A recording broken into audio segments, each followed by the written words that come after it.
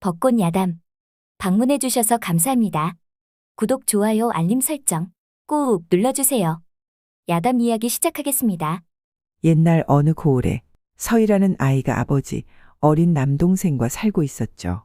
어머니는 서희가 10살 때 병으로 돌아가셨답니다. 어려서부터 총명한 서희는 어머니의 빈자리를 채워갔습니다. 그렇게 성장한 서희가 17살이 되던 어느 날, 햇살은 포근하고 바람은 살랑거리며 꽃내음을 뿌리던 올해 봄이었습니다. 서희는 어머니 기일이면 가던 해변이 있었죠. 서희는 버선을 벗고 작은 발로 해변을 거닐면서 어머니를 상상했습니다.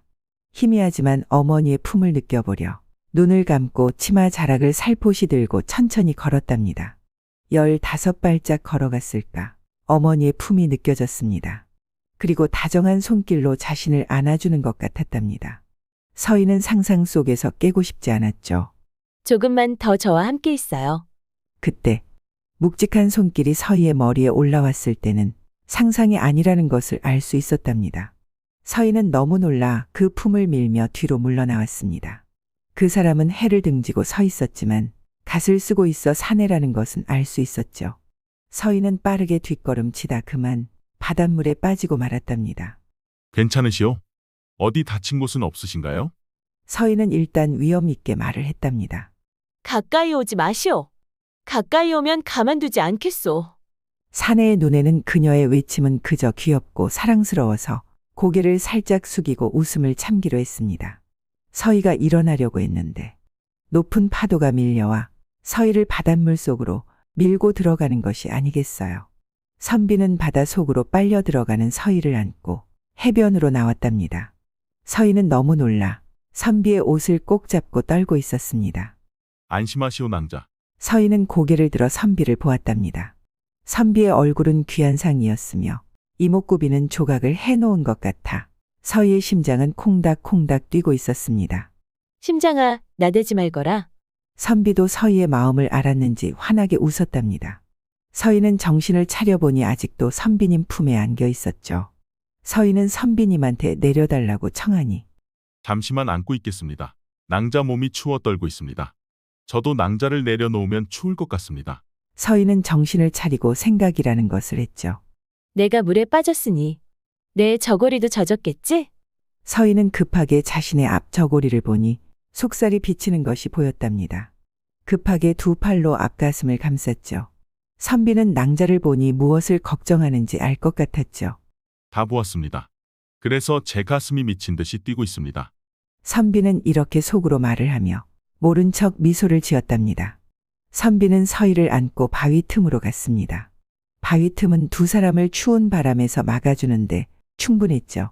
그리고 선비는 낭자를 내려놓고 불을 피우기 시작했답니다. 선비님은 불도 피울 줄 아십니까? 너무 신기합니다. 네, 뭐든 잘합니다. 서희는 어린아이처럼 불 피우는 모습을 보고 있었습니다. 불은 커다란 장작을 태우며 활을 탔죠. 두 사람의 마음에도 불씨를 뿌리면서요. 선비는 속바지만 남기고 옷을 바위에 걸쳐 놓았답니다. 서희는 민망하여 몸을 돌려 안절부절 못했죠. 낭자 제 두루마기로 갈아입으시고 옷을 말리시지요. 저는 눈을 감고 있겠습니다. 서희는 따뜻한 불은 있지만 옷이 속옷까지 젖어 추웠답니다.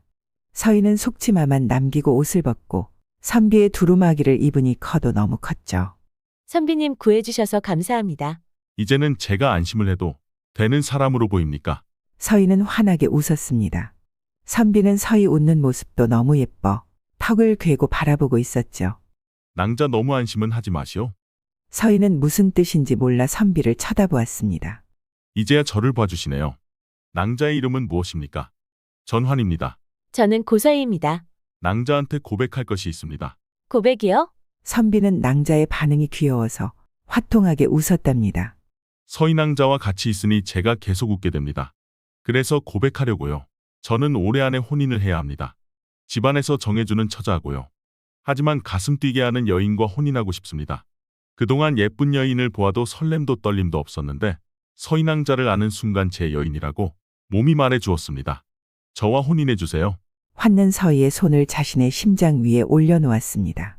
환의 물건은 서희를 안는 순간부터 힘차게 솟구쳐 올라 때를 기다리고 있었죠. 서희는 심장은 처음부터 뛰었죠.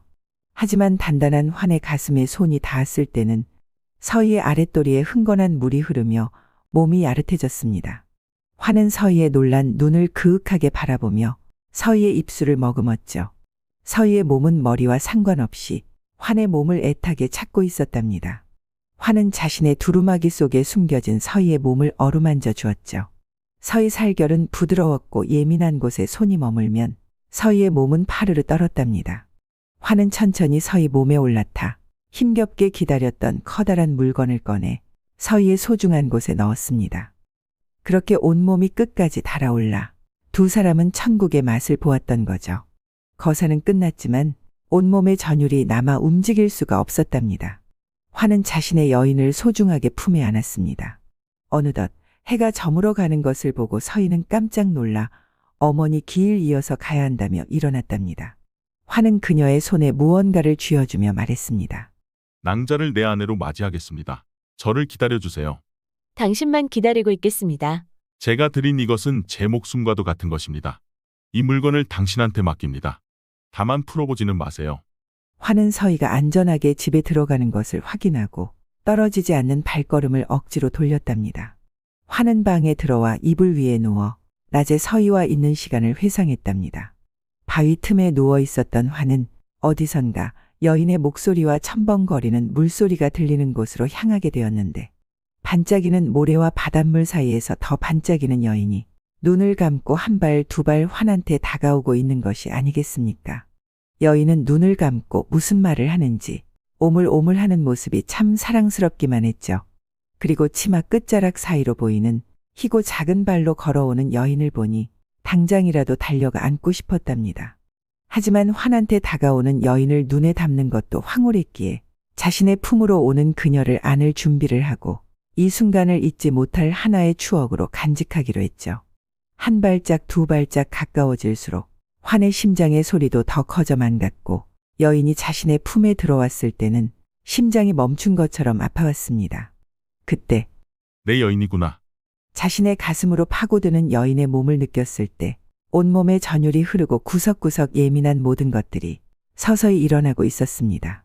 환의 가슴 밑 어디쯤에 말캉거리는 두 봉우리와 환의 허리 아래 민감한 것이 터질 것 같이 솟아오르고 환은 처음으로 정신이 혼미해졌답니다.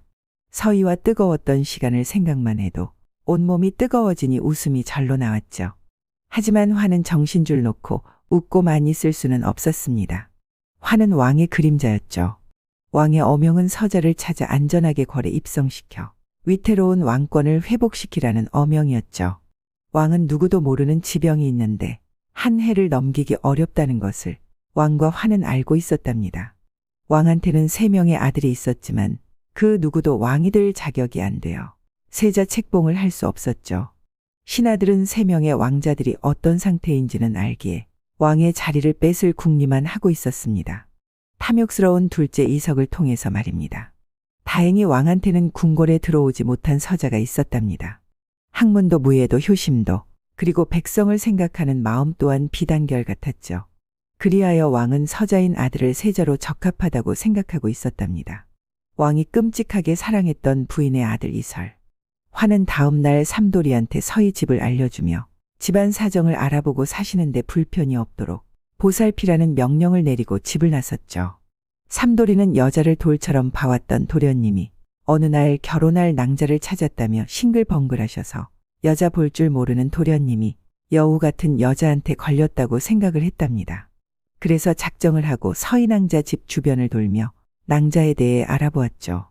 삼돌이가 알아본 것을 취합하면 서인왕자는 총명하고 인정도 많고 아들만 있으면 며느리 삼고 싶고 성격은 단호하고 결단력 깊고 대범하고 얼굴은 너무 예쁘고 흠이 있다면 서방을 꽉 잡고 살 것 같다는 건디.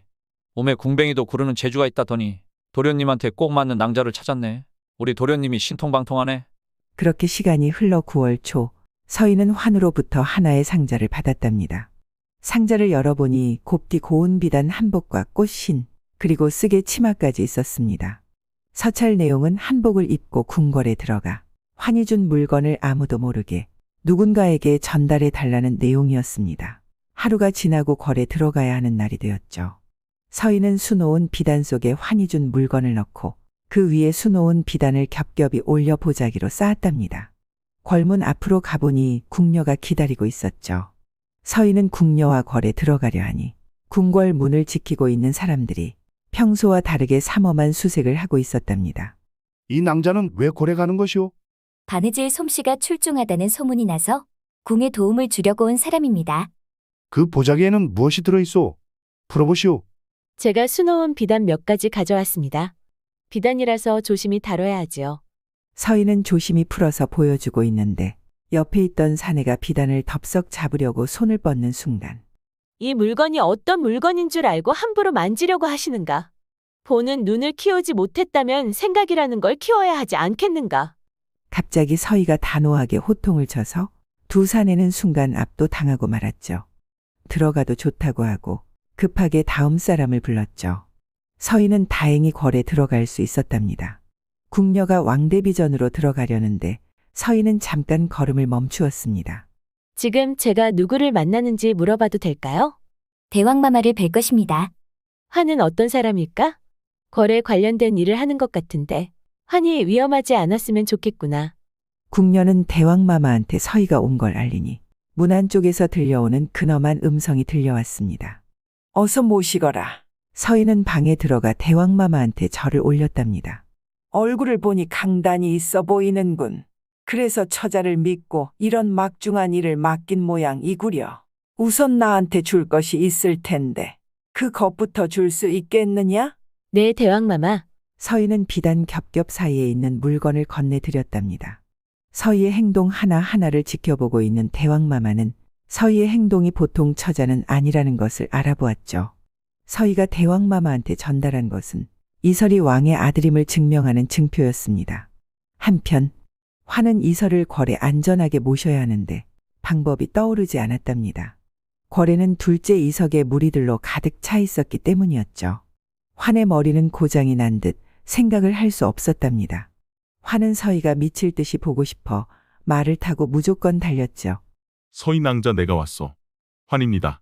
둘은 조용히 밖으로 나와 주변에 아무도 없는 곳으로 자리를 옮겼답니다. 환은 서희를 와락 품에 안았죠. 일이 잘 풀리지 않으십니까? 아닙니다. 방법을 찾고 있습니다. 대왕마마께서는 이 일은 저밖에 못하는 일이라고 하셨습니다. 그런 말씀을 하셨다는 말입니까? 그러니 저한테 얘기해 주실 수 있나요? 환은 서희 낭자를 위험에 빠뜨리는 것 같아 마음이 아팠죠. 하지만 더 이상 미룰 시간이 없어 결단을 내야만 했답니다. 왕의 서자 이설을 궐에 입성시켜 세자 저하 책봉을 받게 해야 합니다. 그런데 수색이 삼엄하여 궐에 어떻게 모셔야 할지 방법이 생각이 나지 않습니다. 저한테 모시고 오시지요. 남자로 입성이 어렵다면 여인으로 들어가면 되지 않겠습니까? 환은 서희를 안았답니다. 다음 날 이설이 왔습니다. 얼굴은 어린아이였지만 키는 서희보다 조금 컸답니다. 서희는 이설을 최대한 여자아이로 보이게 하는 것이 중요하다고 생각을 했답니다. 그래서 입 주변에 보송보송 올라오는 털을 제거를 하고 얼굴에 규합 총셔에 써있던 계란 3개의 술을 담가 만든 것을 이설 얼굴에 발라주니 얼굴이 고와졌답니다. 머리카락을 곱게 빗어 뒤로 따고 눈썹도 초생달처럼 정리를 하고 분을 바르고 입술 연지를 바르니 이제는 서희보다 더 여자아이로 보였던 거죠. 서희가 거울을 이설 앞에다 놓아 주었지만 이설은 두 눈 뜨고 차마 자신의 모습을 볼 수가 없었습니다. 서희도 어느 정도 준비가 되었을 쯤 환이 왔습니다. 그리고 궐로 향했죠. 궐문을 보아하니 그때 만난 사람이 또 있어 다행이라고 생각을 했습니다. 옆에 있는 분들은 누구시오? 선비님은 제 정혼자입니다. 아이는 제 여동생이고요. 궐 구경을 하고 싶다고 하여 왔지요. 오래 걸리지는 않을 겁니다. 지금 다른 날보다 더 삼엄합니다. 일만 끝나면 빨리 나오시는 것이 좋을 것이오. 이렇게 하여 무사히 궐에 들어가게 되었죠. 어느 정도 걸었을까? 왕의 둘째 망나니 이석과 마주쳤습니다. 이석은 3명이 눈에 거슬렸답니다. 당신들은 누구신가? 이분은 저희 바느질에 도움을 주는 분이고요. 이분은 정혼자이시고 이분은 여동생이랍니다요. 여동생하고 닮지 않은 것 같은데? 저는 아버님을 닮았고 제 여동생은 돌아가신 어머님을 닮았습니다. 내가 얘기해 보거라. 이석은 이설을 보면서 얘기했죠. 여기에 왜 온 것이냐? 송구스럽습니다. 이 아이가 말을 못합니다. 제가 오늘 수놓은 비단만 전해드리면 이제 궐에 올 기회가 없습니다. 그래서 궐 구경시켜드리고 싶어 이렇게 같이 오게 되었습니다. 어서 이를 보고 빨리 나가거라. 네, 알겠습니다. 이석은 왠지 세 사람이 거슬려 궐 밖으로 나갈 때까지 감시하라는 명을 내렸죠. 환은 누군가 우리의 뒤를 따라온다는 것을 느끼고 환은 조용히 얘기했답니다. 지금 누군가 우리를 지켜보고 있습니다. 저는 궁녀가 있는 곳에 들어갈 수 없습니다. 두 분은 이곳을 통해 대왕마마전에 무조건 가셔야 합니다. 이설과 서희는 문을 들어가기 무섭게 빠른 걸음으로 대왕마마전으로 질주했답니다. 다행히 이설은 대왕마마전에 안전하게 도착하여 할마마마를 뵙게 되었습니다. 서희는 이제 환과 궐에 나가는 일만 남았는데 들어올 때는 세 사람, 나갈 때는 두 사람이면 의심이 갈 것인데 어찌하면 좋을지 생각을 했죠. 이설이 입고 온 옷을 받아 궁녀한테 입혀 쓰개 치마로 얼굴을 가렸습니다. 세 사람은 궐문으로 향하여 걸어가고 있었는데 그때 이석이 불렀답니다. 이석 눈에는 한 사람이 처음과 달리 보였기 때문이었죠. 환은 이제 거짓말은 먹히지 않을 거라 판단을 하였습니다.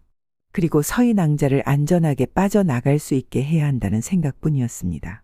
서인왕자 지금부터 잘 들으시오.